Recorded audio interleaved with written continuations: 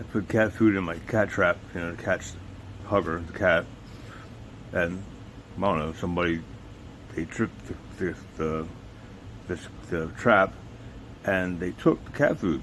They took the bowl of cat food out and put dirt in the cage.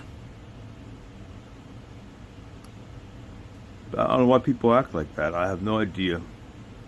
It's hot outside. I put water up there yesterday.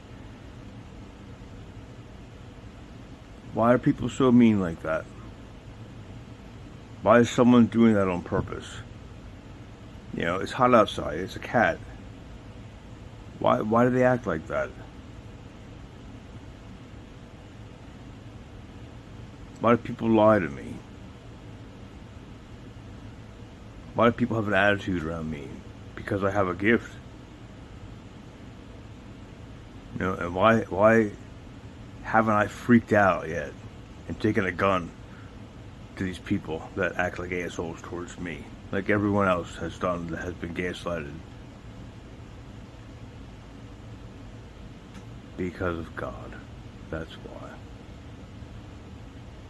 And faith. Peace.